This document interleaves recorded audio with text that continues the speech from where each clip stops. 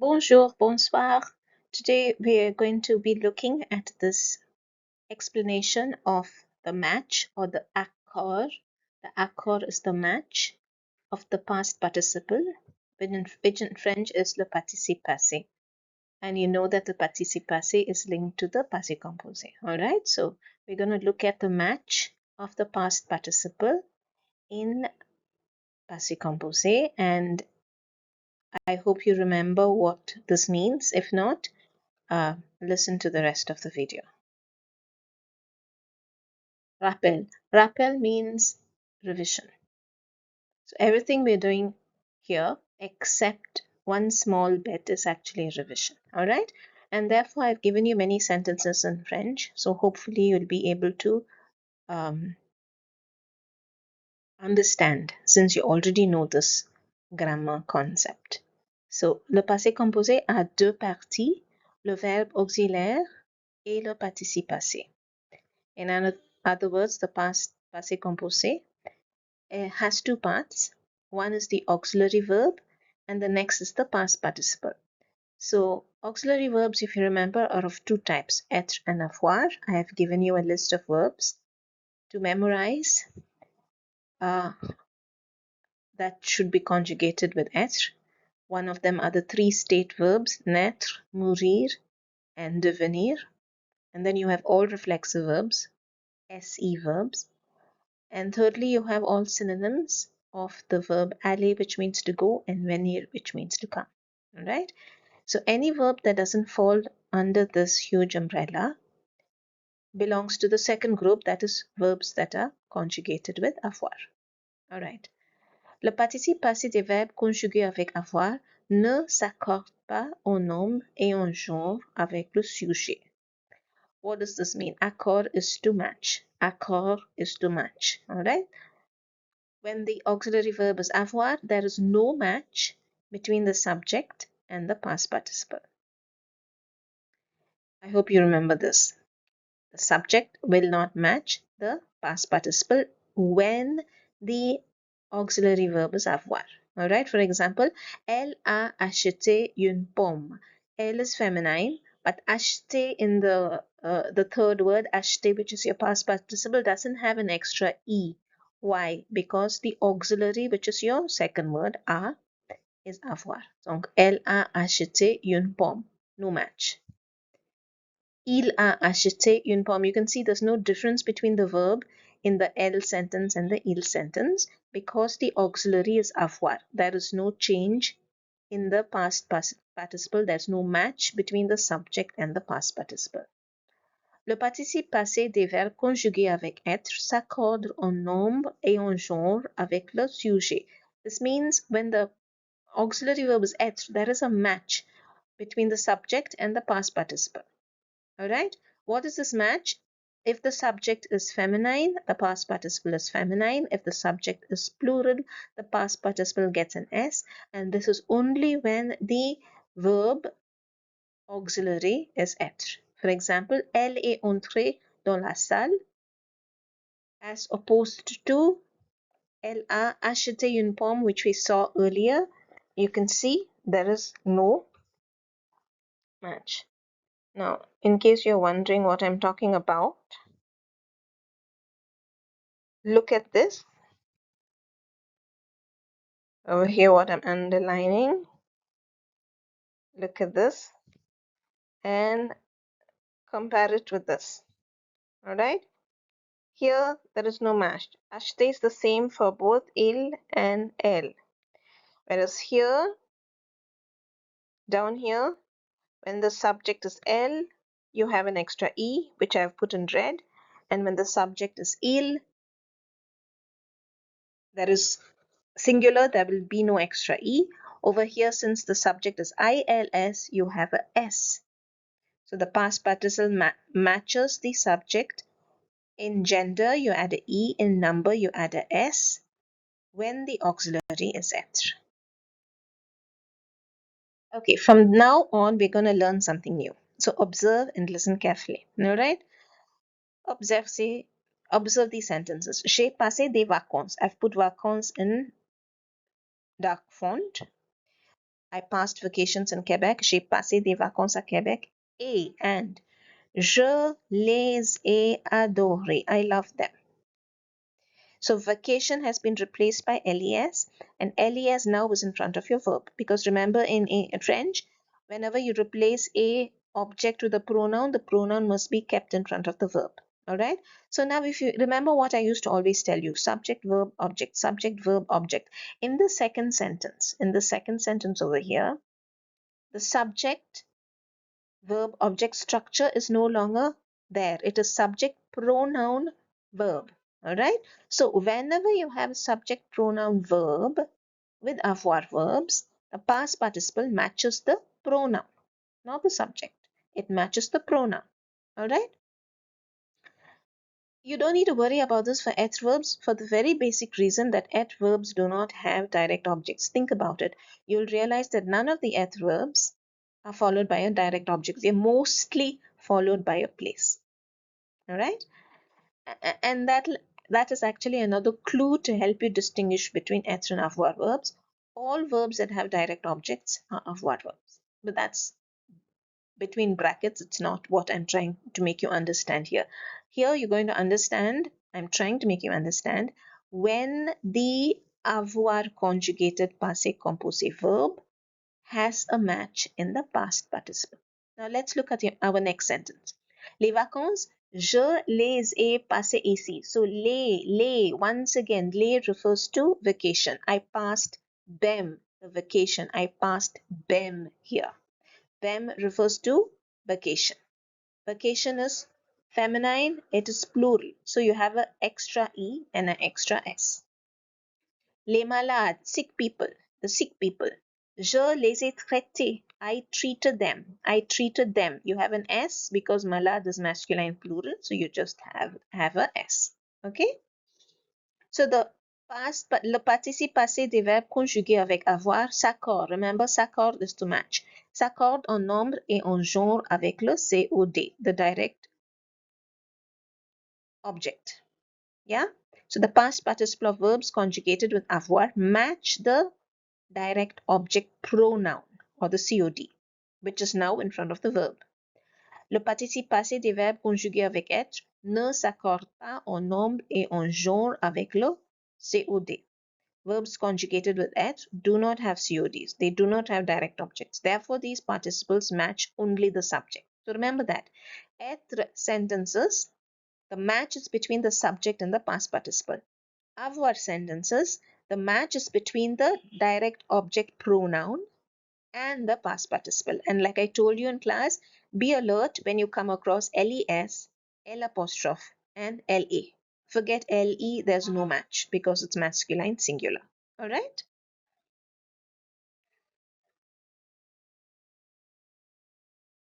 Okay, let me make you understand once again. In other words, remember what we've learned about the adverbs.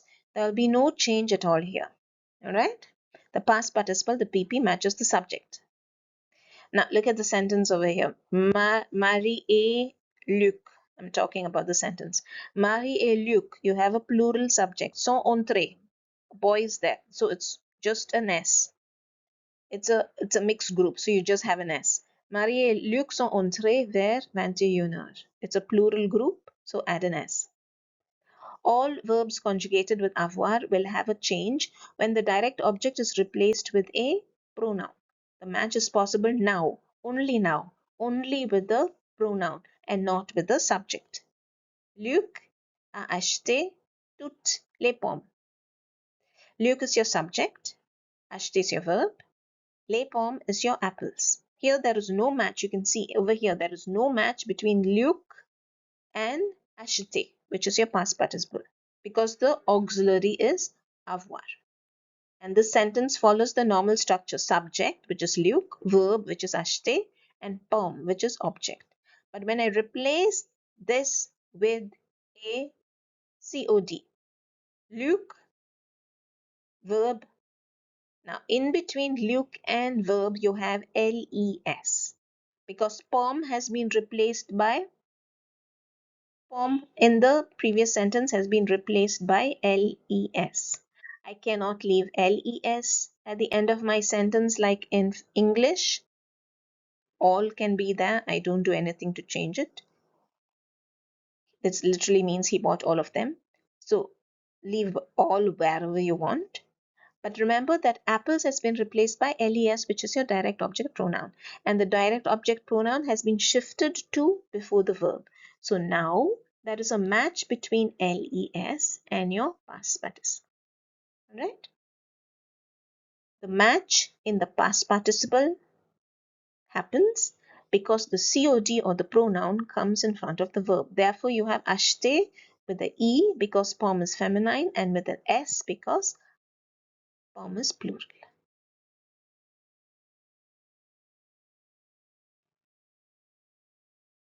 How do I remember this? Remember that this is only for avoir verbs because the past participle matches the direct object pronoun. There is no direct object with être verbs.